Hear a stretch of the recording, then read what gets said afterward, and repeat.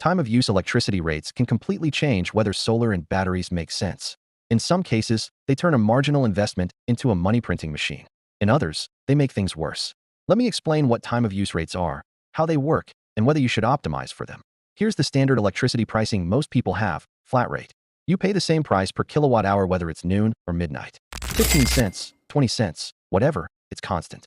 Time of use rates are different. Your utility charges more during peak hours, usually late afternoon and early evening when everyone's home using AC, cooking dinner, running appliances. And they charge less during off-peak hours, usually late night and early morning. The spread can be dramatic. Peak might be 35 to 40 cents per kilowatt hour. Off-peak might be 7 to 10 cents. The utility's logic: electricity costs more to generate during peak demand. They're firing up expensive natural gas plants. Grid strain is high, so they want to incentivize you to shift usage to off-peak times when generation is cheaper.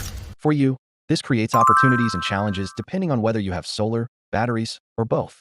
Let's start with solar only, no battery.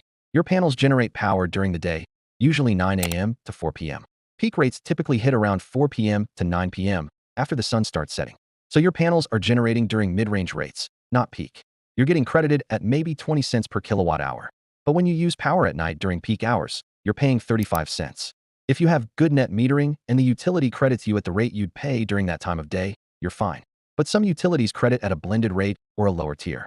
Suddenly, time of use rates make solar less valuable, not more. This is what happened in California with NEM 3.0. They moved everyone to time of use rates and slashed export credits. Solar alone became much less attractive. Now let's add a battery to the mix. With a battery and time of use rates, you can arbitrage the price difference. Here's how. Your solar panels generate power during the day. Instead of sending it back to the grid at lower rates, you store it in the battery. Then, during peak hours when rates hit 35 cents, you drain the battery instead of buying from the grid. You're avoiding the expensive peak rates. If the spread is big enough, this pays for the battery over time. Let's run an example. Say you use 15 kilowatt hours during peak hours every day. Without a battery, you're paying 35 cents per kilowatt hour. That's $5.25 per day, or $1,915 per year. With a battery, you store daytime solar and use that during peak hours. You're avoiding the 35-cent rate. At $1,900 per year in savings, a $15,000 battery pays for itself in about 8 years. Add in the tax credit, and it's more like 6 years. That's decent. Not amazing, but workable. But if the spread isn't big enough, the math falls apart. If peak is 18 cents and off-peak is 12 cents, you're only saving 6 cents per kilowatt hour.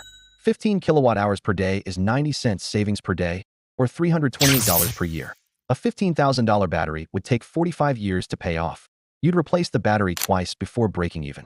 This is why time of use rate spreads matter so much. Now let's talk about the reverse strategy: charging the battery during off-peak and using it during peak, even without solar. If your utility has extreme time of use rates, you can charge a battery at 7 cents per kilowatt hour at 2 a.m., then drain it at 35 cents during peak hours. You're saving 28 cents per kilowatt hour. This is called grid arbitrage. You're not even using solar. You're just buying low and selling high. Or in this case, buying low and avoiding buying high. If you use 15 kilowatt hours during peak every day, that's $4.20 per day in savings, or $1,533 per year.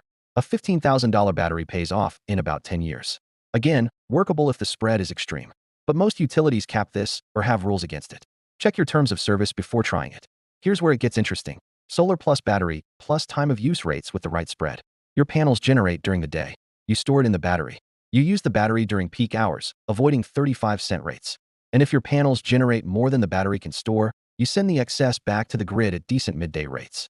If everything aligns, big rate spread, good net metering, proper system sizing, the payback can drop to 5 to 7 years. That's when solar plus battery becomes a strong financial play. But if any piece is wrong, small rate spread, bad net metering, oversized system, you're worse off than if you just stuck with flat rates and solar alone. So how do you know if time of use rates help or hurt you? Step 1. Check if your utility even offers time of use rates. Not all do, and some make it mandatory for solar customers. Step 2. Compare peak versus off-peak rates.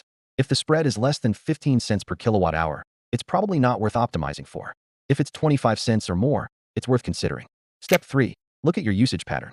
If you're not home during peak hours, you're already avoiding the expensive rates. Time of use rates benefit you even without solar or batteries. But if you're home every evening running AC, cooking, doing laundry during peak hours, you're getting hammered. That's when batteries start making sense. Step 4.